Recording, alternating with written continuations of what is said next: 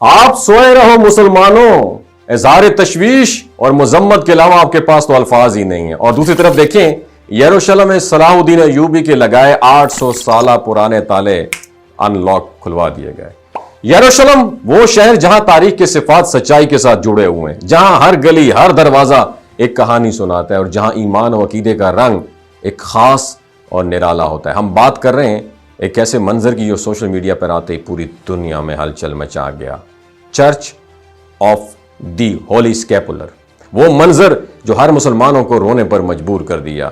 Church of the Holi scapular का दरवाजा खुलते ही जिसे 800 साल पहले सुल्तान सलाहुद्दीन अय्यूबी ने लॉक लगाया था, इतने बड़े ताले लगाए थे, और इस मंजर ने हर दिल में सवालात और जज्बात की लहर दौड़ा दी कि क्या यह दरवाजा, ये चाबी, ये रवायत अब मुसलमानों से छीन ली गई है। लेकिन आइए हम इस कहानी को थोड़ा डेप्थ से समझते हैं ताकि हमें हकीकत का पता चले और हम इस तारीखी पस मंजर को बेहतर तरीके से अंडरस्टैंड कर सकें। यह दरवाजा जिसका ताल्लुक church of the Holi scapular से है, ईसाइयत का एक मुकद्दस तरीन मुकाम है जहां मसीही अकीदे के मुताबिक हजरत ईसा अलैहिस्सलाम को मसलूब किया गया और दफन किया गया। उनके अकीदे के मुताबिक, हमारा अकीदा आपको पता है।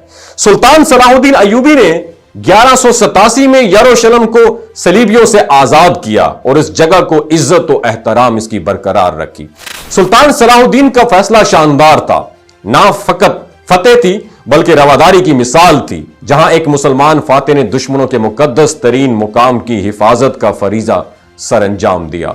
सुल्तान सलाहुद्दीन अय्यूबी ने church of the Holi scapular के दरवाजे को खोलने और बंद करने की रिस्पॉन्सिबिलिटी दो फलस्तीनी मुसलमान खानदानों, जोधी खानदान और नुसैबा खानदान के सुपुर्द कर दी। दो मुसलमान खानदानों के। नाज़रीन, ये एक तारीखी फैसला था जिसने ईसाइयों के साथ मुसलमानों की रवादारी, इज्जत और एहतराम को जाहिर किया और 800 साल तक ये दोनों खानदान इस अहम फरीजे को अदा करते आए हैं। और आज भी जब चर्च का दरवाजा खोला जाता है तो वही खानदान इस अमल को जारी रखते हैं। अब हालिया दिनों में जो मंजर सोशल मीडिया पर वायरल हुआ, उसमें इजरायली वजीर आजम नेतन्याहू की मौजूदगी में यह दरवाजा खोला गया और इस मंजर ने मुसलमानों में एक गम और गुस्से की लहर पैदा कर दी, क्योंकि ये लोग समझने लगे कि शायद अब यह तारीखी चाबी मुसलमानों के हाथों से निकल गई है, लेकिन हकीकत कुछ और है। नेतन्याहू का इस दरवाजे को खुलवाना महज एक सियासी कदम था जिसका मकसद दुनिया को यह शो ऑफ करवाना था कि इजराइल बैनुल मज़ाहब हम आहंगी और आजादी मजहब के असूलों का एहतराम करता है। लेकिन हकीकत यह है कि यह सिर्फ एक अलामती और सियासी शो था जिसका ताल्लुक रवादारी से नहीं बल्कि आलमी सियासत के साथ था। इस दिन के दरवाजे के खुलने में कोई नई बात नहीं थी, वही रवायती तरीका अपनाया गया जिसमें जोधी खानदान और नुसैबा खानदान के नुमाइंदे दरवाजे खोलते हैं। यह सिर्फ दिखावे के तौर पर किया गया था ताकि इजराइल अपने आप को एक अमन पसंद मुल्क के तौर पर दुनिया के सामने पेश कर सके। और असल हकीकत यह है कि दरवाजा खोलना या बंद करना आज भी मुसलमानों के हाथ में है और यह रिवायत 800 साल से कायम है। सुल्तान सलाहुद्दीन के फैसले की रूह से यह चाबी आज भी मुसलमानों के पास है और वही खानदान इस तारीखी अमल को जारी रखे हुए हैं। यह वाकया हमें बताता है कि तारीख की सिफात में जब आप सच्चाई और रवादारी के असूलों को बरतते हैं तो वह ना सिर्फ आपके लिए बल्कि आने वाली नस्लों के लिए एक अजीम विरसा बन जाती है। इसके बावजूद हमें यह भी याद रखना चाहिए कि आलमी सियासत, खास तौर पर इजराइल और फलस्तीन की जंग, इस मंजर को अपने मुफाद के लिए इस्तेमाल करती है। लेकिन हमने हमेशा यह याद रखना है कि इस तारीख में सिर्फ जमीन पर नहीं, दिलों पर भी फतह पाने की जरूरत है।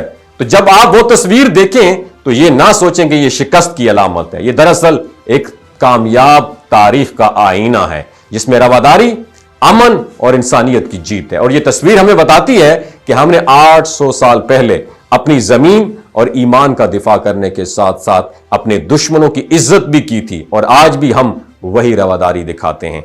आखिरकार जब हम इस मंजर को देखते हैं तो हमें याद रखना चाहिए कि यह चाबी आज भी हमारे हाथ में है और यह दरवाजा हमेशा मुसलमानों के हाथों से ही खुलेगा और इस तारीखी हकीकत को दुनिया तक पहुंचाने की जरूरत है ताकि हर मुसलमान इस अजमत पर प्राउड फील करे और यह जान सके कि यह दरवाजा आज भी हमारे हाथों ही खुलता है। अपना बहुत ख्याल रखिएगा। अल्लाह हाफिज। ये जो गिलगित बल्तिस्तान के लोग होते हैं ना, इनकी एवरेज उम्र 90 साल से भी ज्यादा होती है। You know why? क्योंकि ये लोग शलजीत इस्तेमाल करते हैं। शलजीत के अंदर 85 मिनरल्स होते हैं।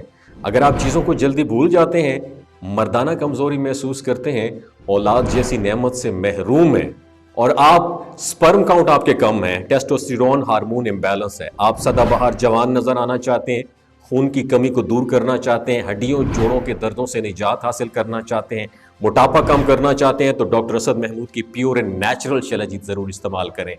एक बात आपने दिमाग की खिड़कियों को खोल के अपनी सुननी है, हमेशा ऑर्गेनिक और कुदरती चीज़ों का इस्तेमाल करें। केमिकल वाले फूड सप्लीमेंट खुदारा इस्तेमाल नहीं करने।